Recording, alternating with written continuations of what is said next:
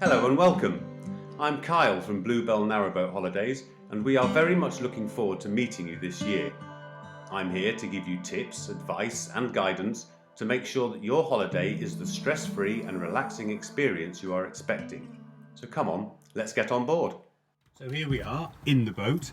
The first thing I'm going to tell you is that at night, when you bring the keys in, you can just simply hang them on the hooks behind the door so they are ready.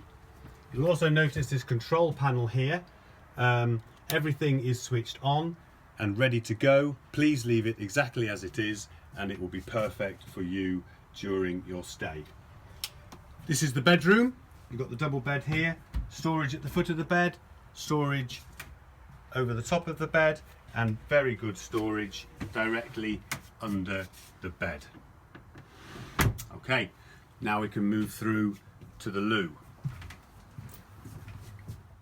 Here we are in the bathroom.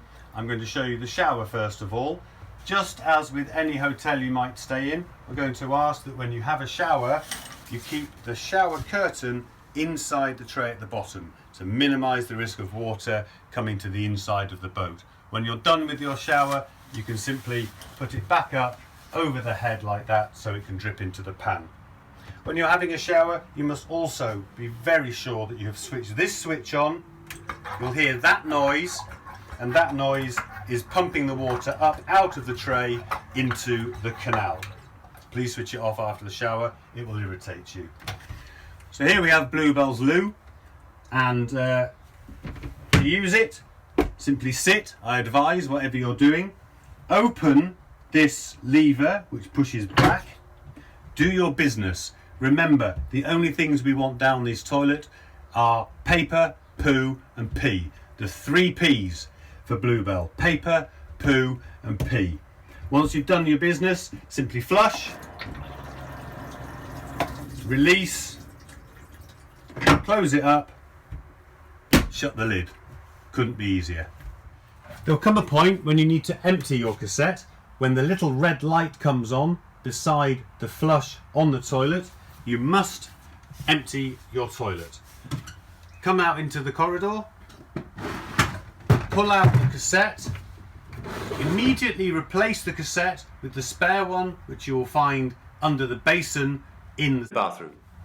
Take the cassette and the chemical to the sluice at the sanitation block, and we will have a separate little video to show you exactly what to do when you get there. Putting your second cassette back in is just as easy as taking it out. Simply offer it up square to the hole, push very lightly in until you hear a small click, shut the door and you're good to go. The reason we give you 2 cassettes is that there's no intermediate accident when the cassette is off the boat. Someone might go there without there being a cassette. So here we are at the sanitation block now, and we're going to use the sanitation block key to open it. Get it back in your pocket. You do not want that going down the sluice. In we go with the toilet and our blue.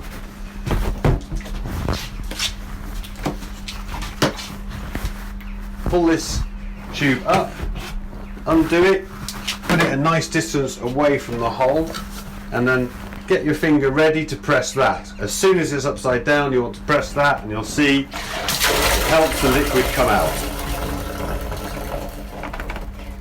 What you need to do then is give it a rinse. Let it fill up with a little bit of water just to move any pee, paper and poo that might be in there. Give it a good shake and repeat. I'm not having to do this very much because it was already empty, but again, hold down, allow it to drain. Then we're going to add just a small bit of water back into our cassette, and then we're going to add just half a cap of blue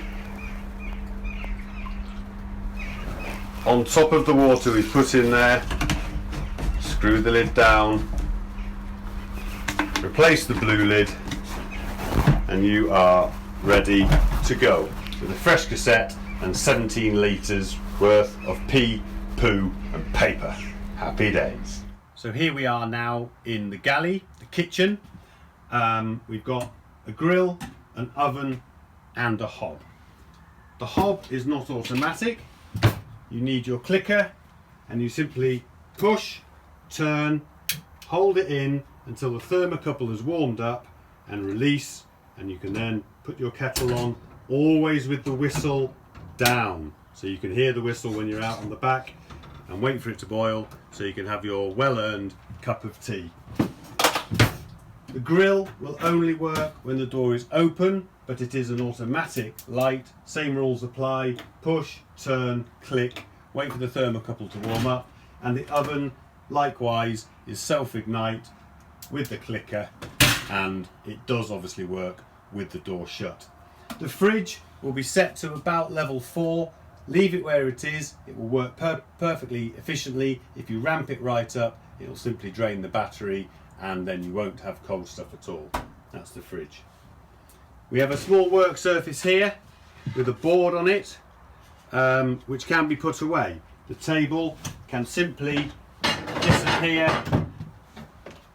by pushing the device underneath and letting it fall to give you more space in the kitchen.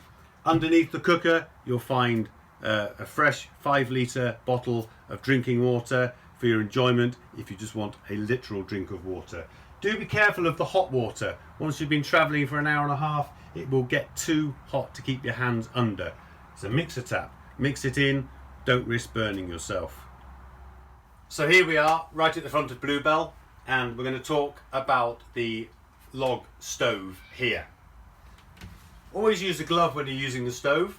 I know it's cold right now, but to show you, open the fire, lay it with paper, kindling and logs, all of which you will find enough for one fire in the box that I'm sitting on currently. Always use the mitt. As the whole fire gets hot, the knobs are metal just as the fire is. To adjust how much air you put in the bottom, simply adjust this knob here and just have the bottom open 3 or 4 millimeters. That will be sufficient to have a lovely warm fire whilst you have your red wine, your gin and tonic, and you read a good book. When you're sitting eating your meal, you'll want the table out. The table does not stay there, however, and you simply lift the top of the table off. The leg remains in the floor, and this table needs to go back behind the fridge with the base pointing away from the fridge. It goes in slightly portrait rather than landscape and slips away so that it can fit. The leg then comes out of the floor and goes into the cupboard there. It's away and you can then sit and relax without the table. When it comes to bedtime, if you're here with your children, then you're going to want to deploy the second bed. This is very simple. There are 2 cushions, these 2 here, which you do not need to make the bed up. Simply put those to one side. Then pull the back cushion away from the wall, lift out this bit of wood, put it across here, slide it in, put the non-slip mats down for the cushions, mattresses, and there you have your second bed ready to go for a good night's sleep. On Bluebell, if you're wanting to charge your laptop, then these sockets on the wall are going to be of no use to you whatsoever. These are purely when you're plugged in to land power. If you look over here, you'll see there is a little inverter, and the little inverter is plugged into a 12-volt socket on the wall of Bluebell.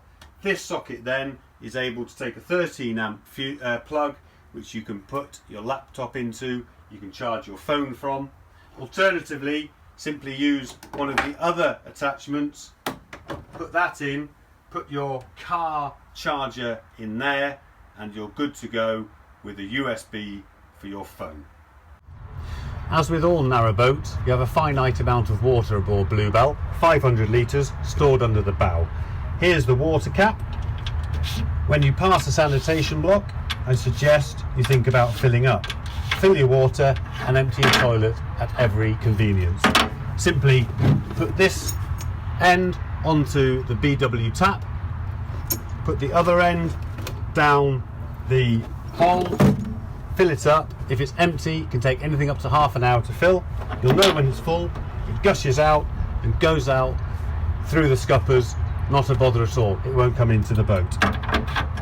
When you're done, simply do it back up and you're good to go with a fresh 500 litres. As you can see, I'm using a coin from my pocket to undo and do up the cap. Whilst we're on the front deck here, I'm going to point out these doors. Whenever the doors are open, you must always hook them back with the hook attached to the hull. This is so if there's a sudden gust of wind, they don't slam shut and trap your fingers. We're going to have a final walk through the boat now and show you a few more little things that we need to tell you about. First off, in the side of Bluebell we have a nice side opening door. These simply close up, right first, then left and lock. Safe as houses. We have here a powder extinguisher and a blanket extinguisher. Powder's very, very messy if you come to use it. Further on down the boat we have the double table. If you wish to have a bigger table up in the saloon there than the single one we had earlier, we've got the double table. These hooks here are where the tiller extension arm lives when you're not driving the boat, when you're away from the boat, or when you are sleeping. By the back door here we have a final powder extinguisher and the hammer for mooring your pins into the ground when you stop at night. So that's it really. We've concluded our little walk through the Bluebell. On the day we'll be showing you how to attach the tiller arm. We'll be showing you what's under this hatch so that you can access the weed hatch should you need to. And the most exciting, greasing of the stern gland. Things you didn't even know existed. We'll be running through all sorts of stuff on the deck, how to start it, how to drive, and then we'll go out for a little drive together until I am confident that you are confident at how to drive our boat. We're very much looking forward to meeting you. We can't wait to try out this video alongside some one-on-one teaching as well. But for now, take care, stay safe, and we look forward to seeing you on Bluebell Narrowboats. Bye!